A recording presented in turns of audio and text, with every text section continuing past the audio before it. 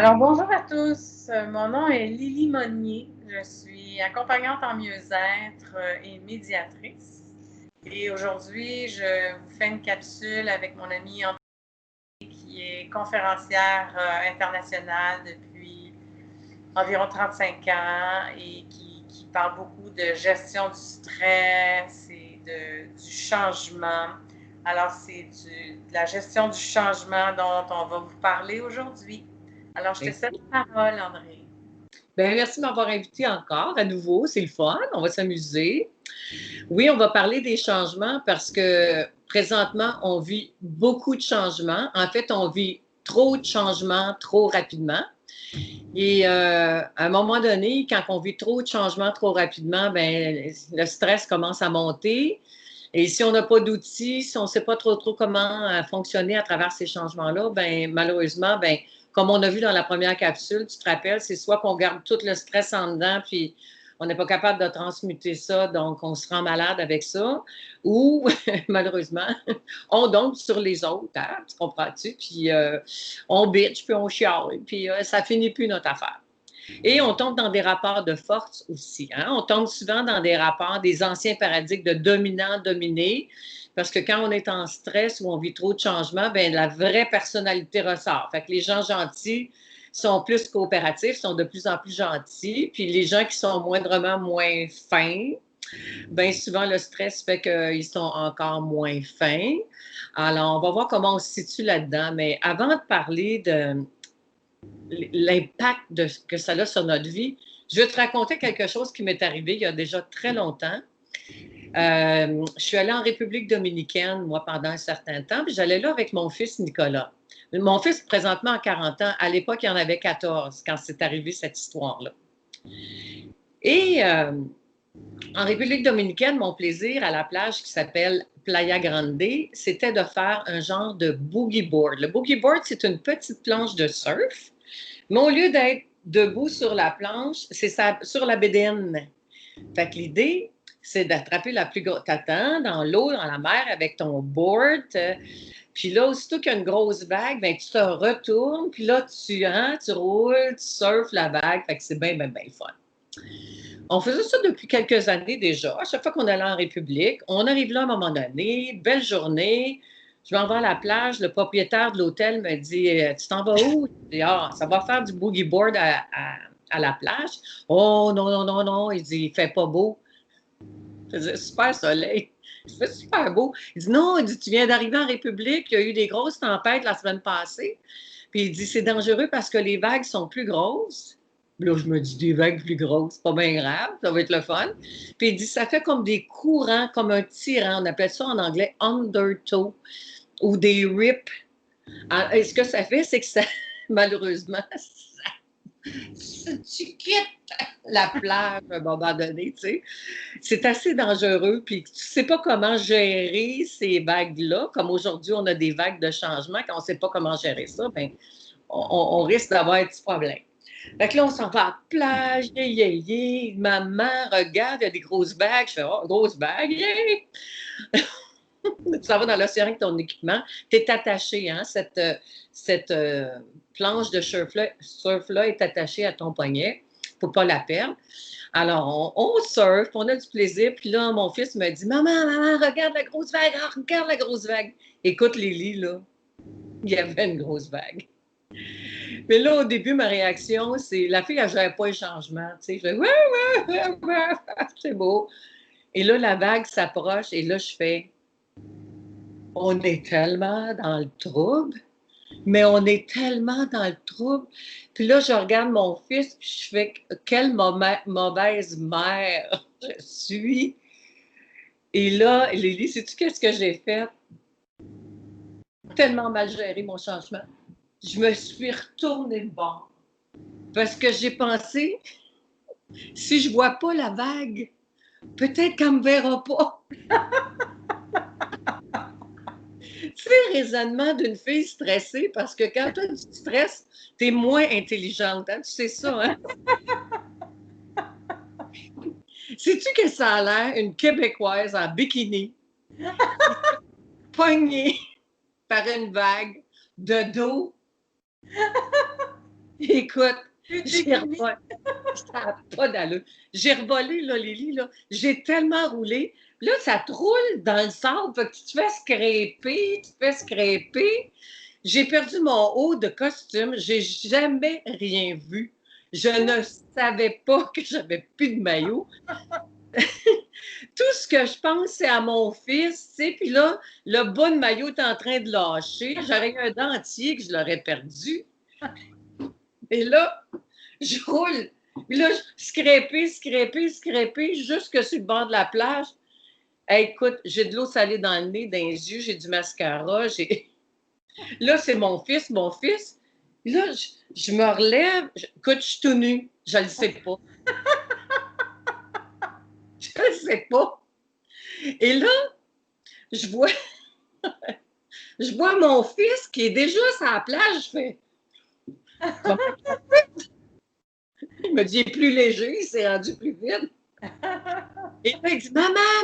Je fais, quoi? Là, il me donne une serviette. Je fais, quoi? Il dit, maman. Là, je fais, là, je m'entoure de la serviette, puis là, je fais, je m'en vais à la piscine. Nico, on ne fait plus de surf. Écoute, je suis tellement mal à l'aise, puis gênée, puis mon ego, puis je m'en vais à la piscine. Fait que là, je suis 2, 3 jours à la piscine. Mon fils me dit, maman, écoute là, hey, on est en vacances une semaine, il fait beau, on va retourner faire du surf. J'ai dit, on va retourner à la plage, mais j'ai dit, je suis pas à l'aise. D'un coup, quelqu'un me reconnaît. Il dit, maman, il dit, mettons une pièce. Il dit, on ne te reconnaîtra pas. Fait que là, on s'en va à la plage, puis il veut faire du surf. Moi, je ne veux pas faire de surf. Fait que finalement, il dit, garde, maman, on va y retourner. Là, je commence à regarder des gens qui sont des gens de la République dominicaine, des Dominicains, puis ils font du surf. Puis là, je les regarde faire, puis là, je fais, ah, c'est intéressant, il y en a qui gèrent mieux des vagues comme moi. Ça a l'air qu'ils ont de l'expérience, ils ont analysé ça, eux autres, tu sais. Et là, voici ce qu'ils faisaient. Quand la vague arrivait, là, premièrement, au lieu de se retourner, ils ne se retournaient pas, là. Les autres, ils utilisaient leur planche et ils plongeaient dans la partie inférieure de la vague. Ils rentraient par en dessous, ils émergeaient très rapidement de l'autre côté. Puis là, en émergeant de l'autre côté, ben là, ils prennent leur équipement de surf. Et tu comprends-tu? Ils s'en vont. Mais là, les autres, ils ne sont pas attachés parce que moi, j'étais attachée. Fait que quand je me suis mis à rouler, je me suis fait pogner par la planche de surf une couple de fois. Tu sais. Les autres, j'ai dit, OK, je vais enlever ça. Puis là, je regardais. Je me disais, OK, André, sois intelligente, tu sais.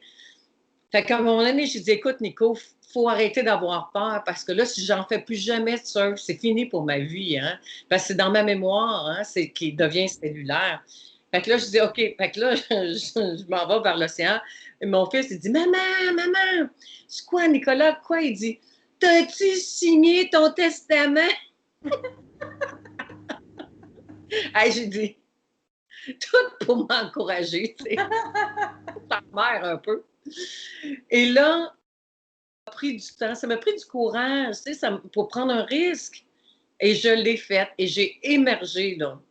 Mais pendant que j'étais en dessous de la vague, puis je nageais, là, je me disais, oh, ça va pas bien.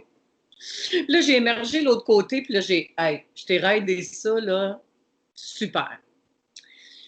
La raison pour laquelle je te raconte ça, c'est que pour moi, c'est tellement ce qu'on vit actuellement sur la planète. On est dans des grosses vagues de changement. Puis une semaine, il y en a des plus petites, puis il y en a une plus grosse, puis on n'arrête pas, on se fait rentrer dedans.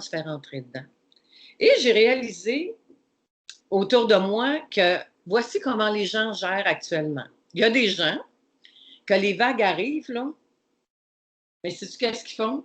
Ils sont dans le déni total. Non, il n'y a pas de changement. Pas de changement dans ma vie. Non, le steak le lundi, la pizza le mardi. Oh non, la banque le jeudi. Essaie de se rattacher à quelque chose dans le quotidien, mais il nie les. Puis quand à un moment donné, on se fait ramasser, ben écoute, tu finis par être bien, bien, bien scrapé par la vie, tu comprends? Il y a des gens, quand la vague arrive, voici ce qu'ils font. Tu sais, un chevreuil, la nuit, sur l'autoroute, qui fait.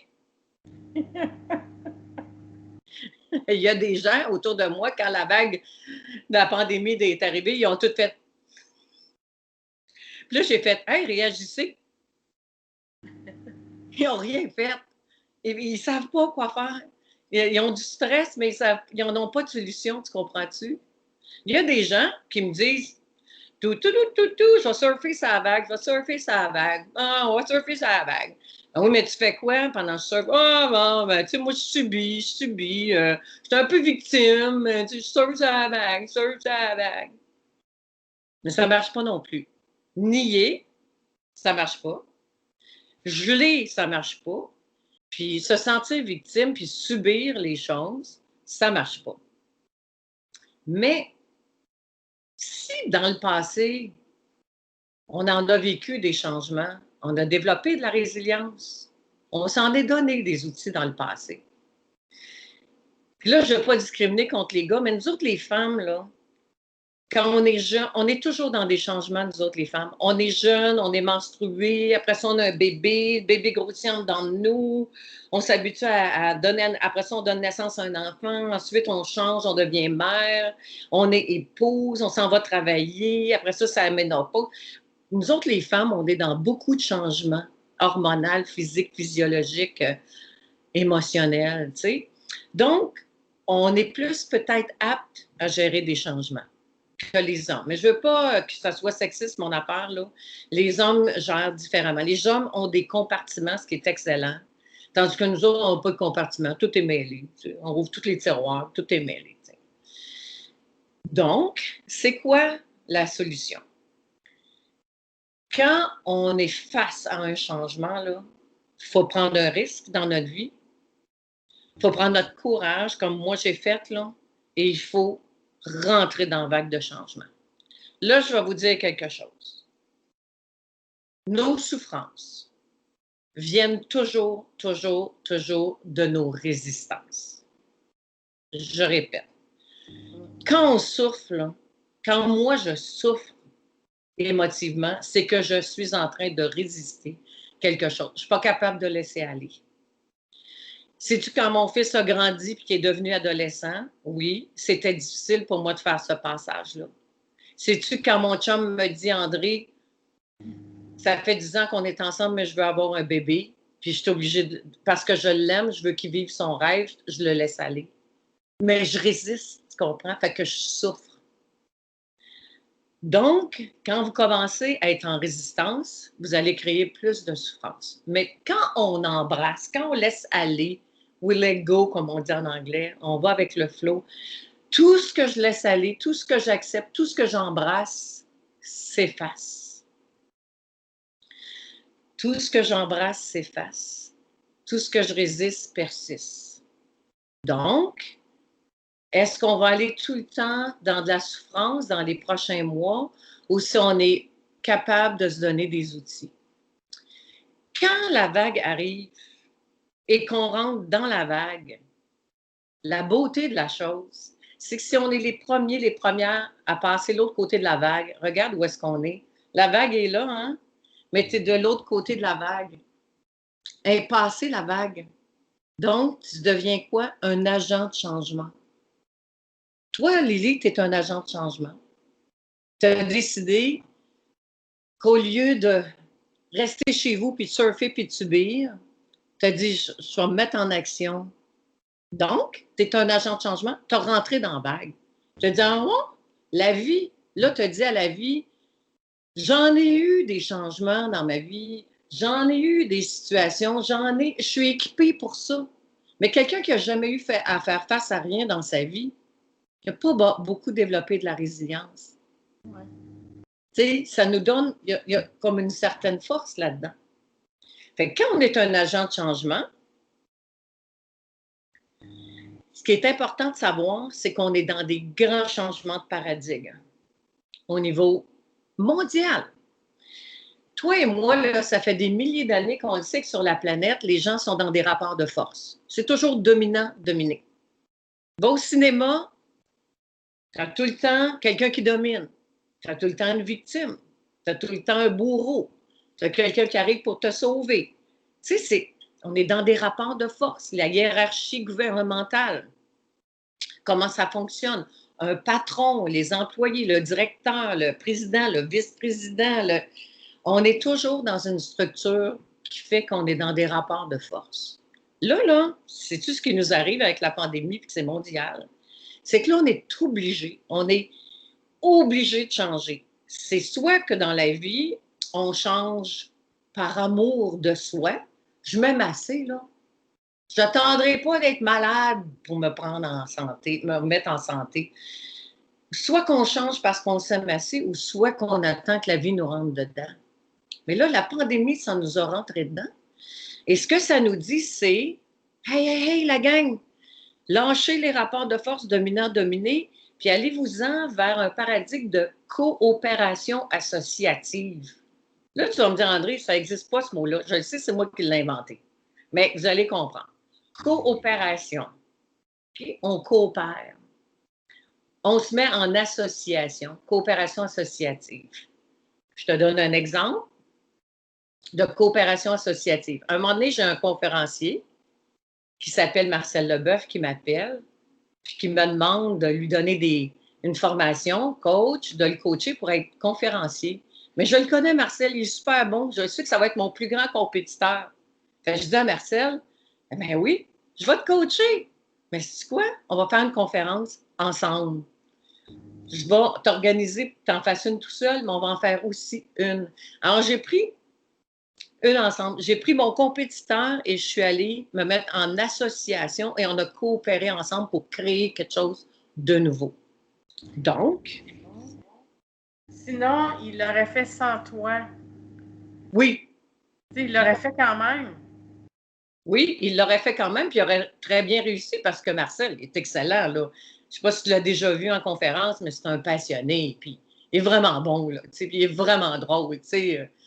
Moi, j'ai été sur scène avec lui, je connais ses jokes, ça faisait 20 fois que je les entendais, mais je les riais encore, tu sais. Il est vraiment bon. Donc, ça m'a pris il a fallu que je pèse sur mon ego.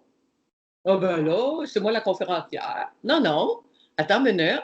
Je vais aller m'associer, on va coopérer, puis on va créer, on va être dans notre pouvoir de créateur, puis on va donner aux autres, on va collaborer, puis on va donner à notre public quelque chose de complètement différent. Puis on va être l'exemple de deux personnes qui coopèrent, tu sais. On est dans les nouveaux paradigmes.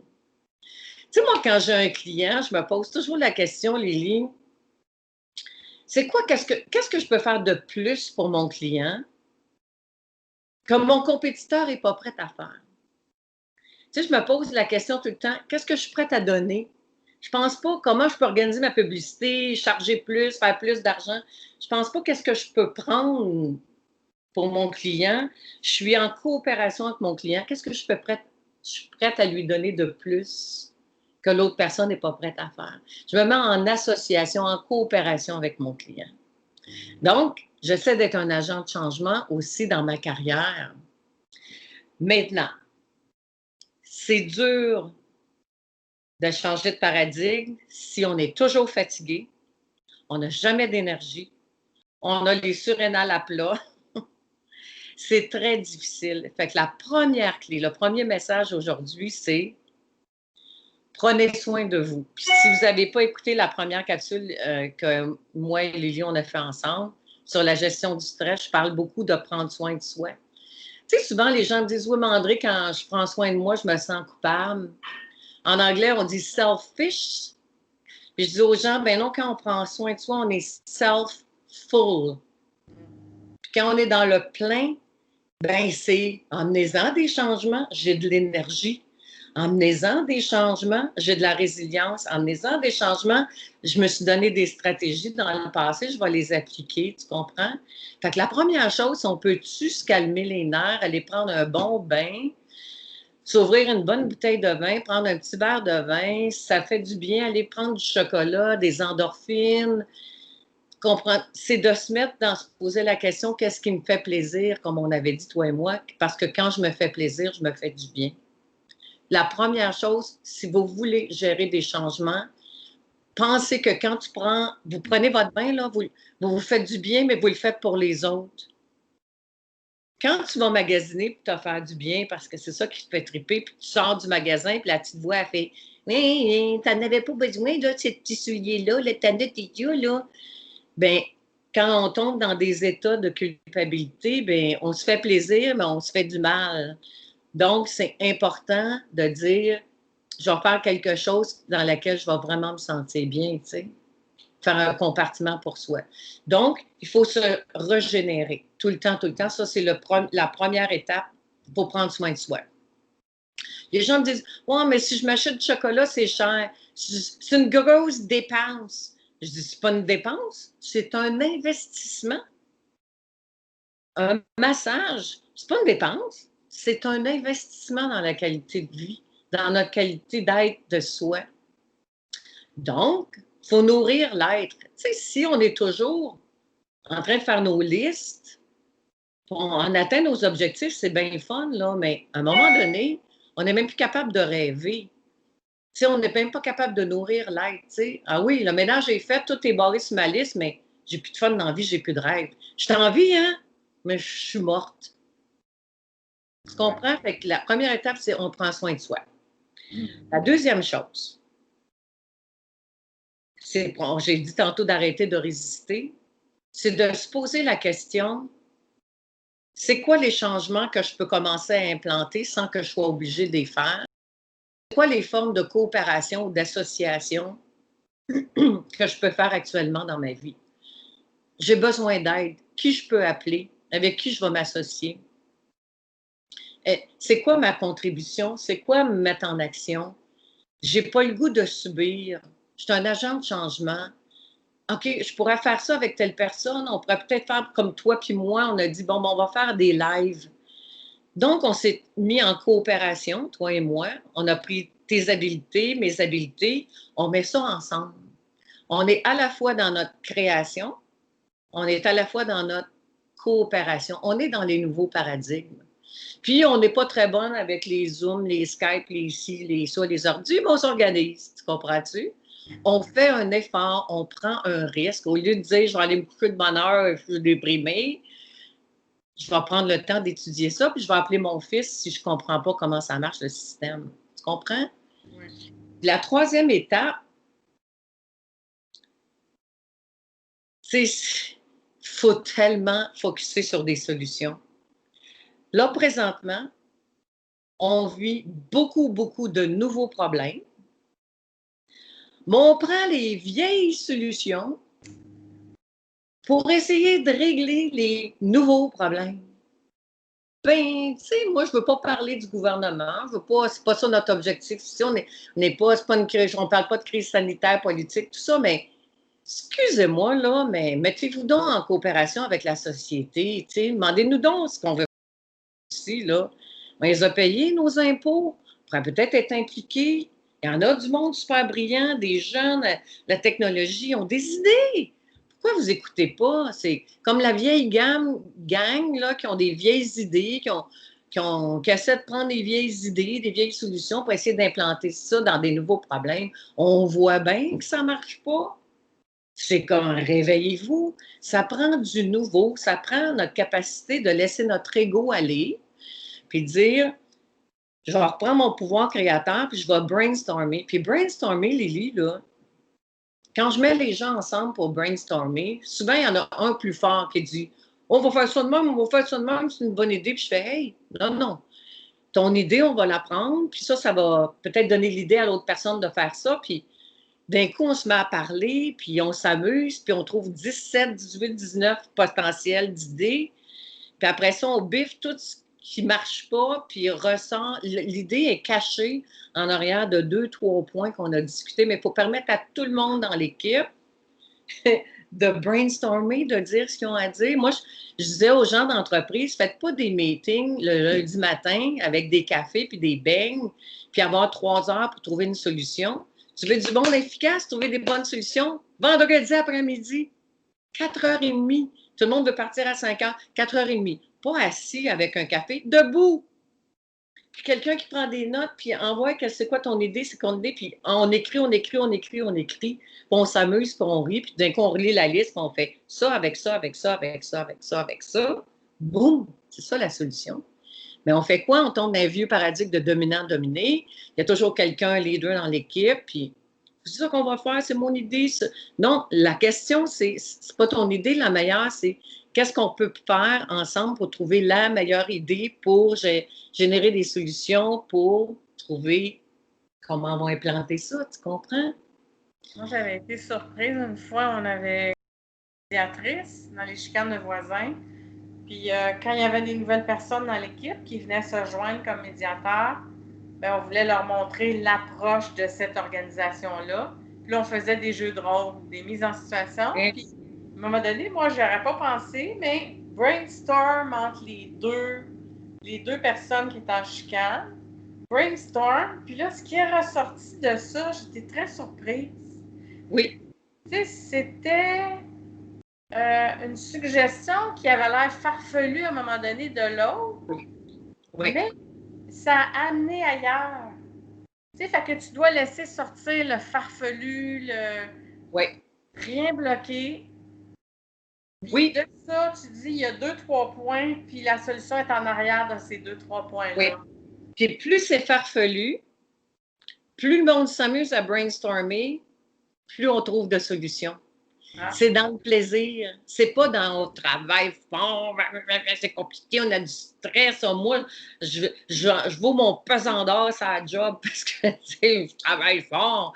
Non, on peut être dans de la légèreté, puis de la coopération, puis du plaisir. Puis reprendre notre pouvoir, être un créateur, puis on va se sentir moins victime dans la situation qu'on vit actuellement. C'est une question d'attitude. On n'a pas parlé beaucoup d'attitude, là, puis c'est pas ça aujourd'hui que je veux dire, mais rappelez-vous, quand vous voyez quelqu'un souffrir, demandez à la personne, tu es en train de résister quoi, là, présentement dans ta vie, t'sais. La pandémie est là. Es-tu vraiment là? C'est-tu fini? C'est pas fini? Regarde, moi, mon focus est ailleurs. T'sais, mon focus, c'est qu'est-ce que je peux créer à partir de ce que j'ai maintenant? Moi, je considère qu'on est tous créateurs de notre vie. Puis l'univers nous a décidé de donner une petite claque en arrière de la tête. C'est comme, hey, réveille. Bien là, on va se prendre en main, on va s'aimer assez pour faire des changements. La dernière chose que je voudrais vous dire, c'est que j'avais une de mes amies qui n'allait pas bien à un moment donné, puis j'ai dit à un ami à moi qui est psychothérapeute, j'ai dit, tu voudrais-tu t'en occuper? Elle va vraiment pas bien. Ah non, il dit, elle va pas bien. Je dis, Anna, jusque-là. Je disais, Anna, juste, écoute, elle a des problèmes, elle n'est plus capable. Il dit, oh non, non, non, je ne veux pas la voir. Je dis, pourquoi? Je dis, elle en a trop. Il dit, non, non, non. Il dit, quand elle va en avoir plus, là, mais ils appellent-moi pas non plus. Puis il dit, quand elle va en avoir jusque-là, mais que sa main sort, puis il dit, qu'elle dit, j'ai besoin d'aide. Il dit, là, tu m'appelleras. Parce qu'il dit, quand elle va vraiment être dans un état maximal, elle va avoir tellement saturé, complété, elle va tellement être au bout du rouleau, là, ça va fonctionner. Tu sais. Puis moi, je dis aux gens, il ne faut pas aller là, il faut changer parce qu'on a la volonté, tu sais, de dire, je vais prendre soin de moi. Puis on voudrait bien que les choses changent à l'extérieur, mais comment voulez-vous que les choses changent à l'extérieur si à l'intérieur de soi, on n'est pas capable d'avoir de la compassion pour soi, puis de prendre soin de soi, tu sais, puis de se donner du temps, puis d'être en réflexion, puis en rétroaction. Même chose avec les enfants vendredi soir, vous êtes confinés, bien, faites un thème pour souper, faites le souper chinois, puis faites-vous des petits chapeaux, puis déguisez-vous, puis ou le lendemain, c'est la soirée pique-nique, mettez-vous une nappe dans le salon, puis faites des sandwichs, puis racontez-vous les voyages que vous avez faits dans le sud, puis faites visualiser les enfants, qu'est-ce qu'ils veulent l'année prochaine, c'est quoi leur rêve, c'est quoi leur vie, faites-leur créer. Prenez des papiers, du crayon, faites coller des personnages, faites coller qu'est-ce qu'ils veulent comme vacances, faites-leur faire un genre de collage, mettez ça au plafond pour que quand les enfants se couchent le soir, c'est la dernière image qu'ils ont, ou quand ils se lèvent le matin, c'est la première image dans leur création, tu sais, qu'est-ce qu'ils veulent tout le temps. pas facile l'école pour les enfants, mais ils ont le droit aussi d'être dans leur pouvoir créateur. Allez travailler le matin, vous êtes encore dans la voiture pour aller au travail, changez de route, trouvez une nouvelle route. Vous allez peut-être trouver un nouveau café à quelque part, un petit restaurant en zone orange qui est ouvert, tu comprends? Donc, c'est dans la simplicité. Vous êtes obligé de faire vos lunchs tout le temps, bien, changez de lunch. La capacité de... Avec Internet, on peut aller chercher plein d'idées pour changer, tu sais. C'est vraiment la créativité. Ton quatrième élément, c'est ça, là. Puis de façonner ce qu'on a comme possibilité en ce moment, comme potentialité, au moins de l'utiliser au maximum, d'en faire quelque chose qui fait que ça peut être joyeux quand même. Est-ce que ma passion de vivre est plus grande que ma peur de la pandémie? Est-ce que ma passion de vivre, mon désir de vivre est plus grand, ma passion au féminin, est plus grande que ma peur de la maladie? C'est une de bonne question. Il y en a qui ont, oui, il y en a qui ont peur de la maladie, puis il y en a qui ont peur d'une dictature. Mais à partir du moment où je suis dans ma créativité, j'ai du pouvoir. Oui. Et si tout le monde est l'autre bord de la vague, agent de changement, coopération, deuxième étape, brainstormer, trouver des nouvelles solutions, arrêter d'avoir peur du changement. Savez-vous quoi? On est dans notre liberté intérieure. Bien, si je porte en moi la fréquence de la liberté intérieure, je suis obligée, l'univers est obligé à l'extérieur de matcher mon état intérieur. On vit dans un où on est tous dans les perceptions. C'est l'observateur, ma capacité d'observer ma vie. Qu'est-ce que j'observe? La dictature tout le temps, des rapports de force dominant-dominé, ou je décide de ne plus jouer là-dedans? J'ai pas le goût, moi, de jouer dans des rapports de force, ni avec mes clients, ni avec mes amis, ni avec mon ego. Tu sais, l'ego, il nous sert, mais l'ego est là, ma personnalité est là quand elle est à mon service de mon âme. Mais si la personnalité, l'ego est plus grand que mon âme, ben je suis perdue. Mais je te jure, l'extérieur doit toujours matcher à partir de notre observation, le pouvoir de l'observateur, mais à partir de comment on se sent. Si je suis dans ma liberté intérieure, je coopère avec moi-même, je coopère avec mon âme, avec mon spirit, je suis en coopération intérieure. Je ne peux pas faire autre chose que, à un moment donné, de me retrouver dans un monde où autour de moi, ça sera ça. Ça demande du focus, ça demande de tenir le flambeau de la lumière, toi et moi, tout le monde. Ça demande beaucoup, beaucoup d'être un agent de changement, se changer soi-même, tu comprends? Il faut faire confiance à la vie. On est venu ici pour vivre ça. On va-tu arrêter de résister, là? Ouais. C'est puis. Une vision la paix. C'est ça qui m'aide, moi, en ce moment, de savoir que, tu sais, je crois à la réincarnation. Fait que pour moi, il n'y a pas de drame, là. Peu importe qu'est-ce qui va arriver. Je sais pas. Mais, tu sais, au pire des pires, là, on décolle, puis... Oui. Là, on s'en va, on retourne à quelque chose, là. Mais j'aime ça, la liberté intérieure, puis la confiance, puis de savoir que, tu sais, je résiste à quoi. Puis un agent de changement, puis oui, c'est des grosses vagues en ce moment. C'est une très grosse vague. Il faut prendre soin de soi. Il faut vraiment prendre soin de soi. Quand on a le goût de domper sur l'autre, on a fait le même geste en même temps. Si on est dans le goût de domper sur l'autre, puis c'est l'ego qui est là, ben on respire, hein, puis on se retire un peu. Puis on dit, moi, je veux des nouveaux paradigmes de coopération associative. Je vais aller là, tu sais. Ouais. Ça demande de la réflexion. C'est une grande méditation qu'on fait actuellement. Puis Moi, j'ai beaucoup voulu avoir une période dans ma vie où je voulais être moins occupée, faire moins de conférences, tout ça. Puis, ben, tu sais, la COVID, ça m'a permis de faire ça.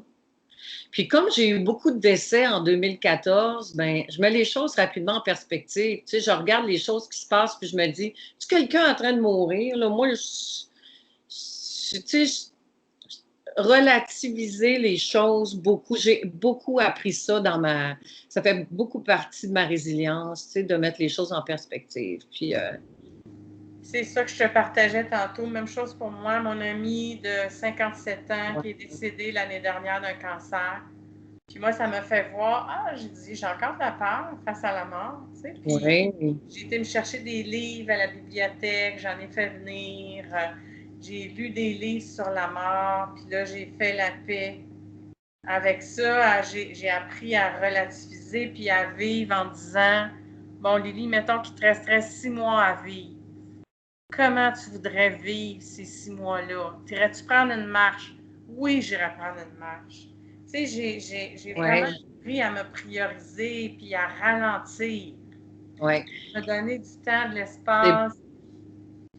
Fait que, tu sais, ça a été un cadeau. Puis mon amie, là, dans les 2 dernières semaines, elle a tourné comme une crêpe. C'est ah, vraiment, elle a arrêté de résister. ah, ouais, hein? Abandonné. Puis elle a pris la vague, là. C'était de toute beauté. Écoute, ça nous a. Ouais. Elle est partie en paix, en non-résistance. Puis là, elle avait hâte Ben d'être oui. l'autre part, puis de voir, là. Puis comme, tu sais, une nouvelle expérience. Elle s'en allait pas. C'était pas le néant, là. Non, non, c'était le retour à la source, tu sais, on retourne dans cet espace-là d'amour inconditionnel. Moi, quand ma mère est décédée, j'ai eu un flash à un moment donné, tu sais, je me suis dit, c'est extraordinaire parce que là, ma mère est décédée, elle me voit d'une autre perspective, donc ma mère m'aime inconditionnellement maintenant, ce que j'ai toujours voulu en tant qu'enfant, toujours voulu que ma mère m'aime inconditionnellement, ce que j'avais pas eu dans la réalité du 3D, je me suis dit, wow, elle me voit et j'ai là ce regard-là d'elle, j'ai cet amour-là d'elle. Ça m'a tellement fait relaxer. Tu sais, après ça, bon, mon frère est décédé, ma soeur, bon, tout le monde est parti. Mais là, je me disais, wow, tous ces gens-là, ne sont plus dans la critique, le jugement, sont tous dans l'amour inconditionnel. Je me dis, quelle libération pourrait eux, elles, mais quelle libération aussi pour moi, tu sais, de savoir maintenant que tout cet amour-là est dirigé vers moi. Fait que, tu sais, c'est une perspective. C'est vraiment une perspective qui est différente. Mais ce que j'aimerais te dire aussi, puis toi et moi, on a déjà parlé de ça, dans notre grande créativité puis notre capacité d'être en coopération, il n'y a rien qui nous empêche à un moment donné de se retrouver en gang, là. Tu sais, moi, je fais de l'immobilier, hein, je fais de l'investissement immobilier, j'ai des terres, il n'y a rien qui nous empêche de se mettre ensemble puis de dire, hey, là, on va arrêter d'avoir 18 tondeuses, là, tu sais, puis on peut-tu acheter, on est dans le Nord, toi puis moi, tu sais, il y en a des grands manoirs avec 18 chambres à coucher, puis une grande partie centrale, puis ou avec Rémi qui est contracteur, on se fait toutes des mini-maisons, tu comprends-tu? Puis on vit ce qu'on a toujours voulu faire, tu sais, vivre. Avec un bâtiment central. Puis, mais Ben moi, oui. quand tu parles de ça, puis la grande maison avec 18 chambres, moi, j'ai cohabité avec d'autres personnes 3 fois jusqu'à maintenant. Puis j'ai des beaux souvenirs de ça. Il y a des choses plus difficiles, mais comme dans n'importe quoi. Mais j'aime cet aspect-là. Puis oui, on a du potentiel de faire plein de choses. Mais Ben oui. c'est vraiment notre atmosphère. Tu sais, on revient à ça, là. Je pense qu'on pourrait comme terminer avec ça, de la liberté intérieure. Intérieur. J'ai lu un livre 4 fois dans les 4 dernières années, là, d'une femme qui a vécu une expérience ben, tu sais, elle est morte dans un camp de concentration. Mais avant, qu'est-ce Ah, qu'elle a fait? Ah oui, ça m'a. Je suis en train de le relire. ouais, on C'est pas apprend. triste. C'est pas triste. Elle a réalisé son mandat qu'elle s'était donné inconsciemment, là, sa mission de vie, là, elle l'a réalisé. Puis Ah, elle parlait de liberté intérieure. Nelson Mandela a dit qu'il a été emprisonné pendant, je pense, c'est 27 ou 28 ans, mais il dit qu'il n'a jamais perdu sa liberté intérieure, qu'il n'y a personne qui peut nous enlever ça. Puis, moi, je m'assois puis je médite à tous les soirs. Tu sais, c'est comme des mini-vacances, mais personne qui peut m'enlever ces espaces-là de grand, grand, grand bonheur, tu sais.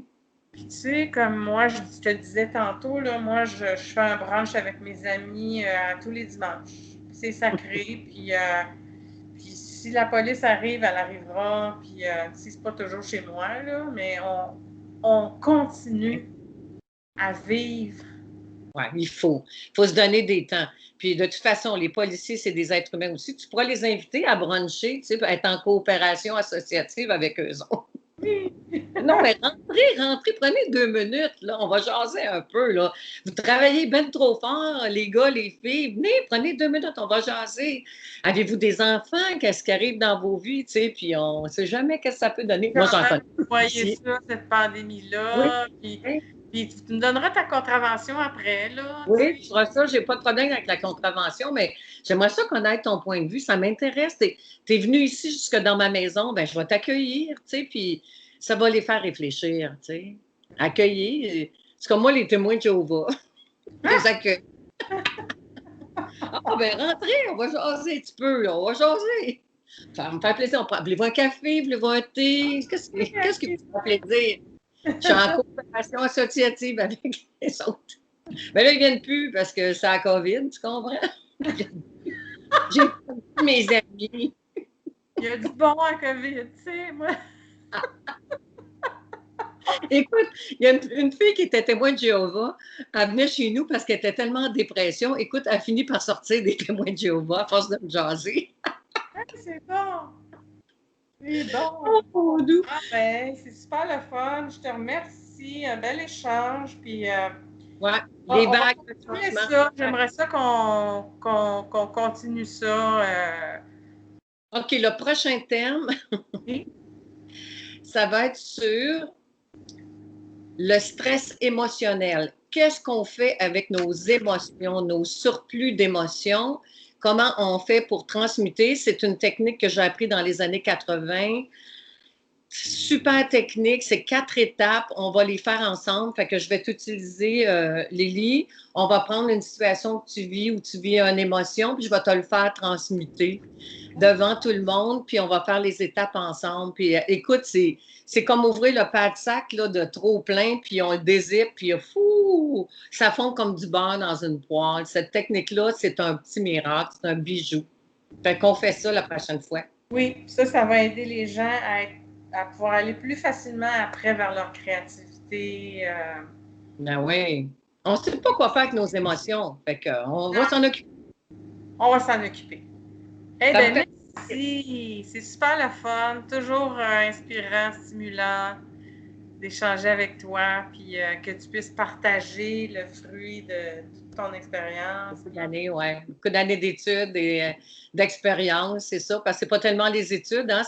On peut donner des outils aux gens, mais si on les utilise pas, c'est comme les mettre à la poubelle.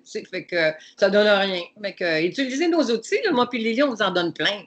Oui, puis je sais que André met ça en pratique, là, ce qu'elle transmet, c'est pas des mots, là. Non, il faut. Non, parce que je ne serais pas un bon exemple, là.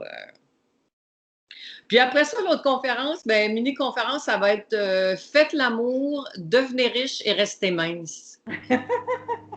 Fait que ça pourrait être un bon thème, ça. Qu'est-ce que tu en penses, Lily? Un très bon thème. Le gouvernement a dit qu'on pouvait faire l'amour, mais avec un masque. Fait qu'on va enlever nos masques, puis on va redevenir des bons amants. C'est bon, ça va être super le fun. Hey, merci beaucoup. Ça me fait plaisir. Une belle fin de journée, puis merci. À bientôt. Plein d'amour à tout le monde. Merci de nous avoir écoutés. Bye! Bye! Je sais pas comment... Ah, OK. Arrêtez.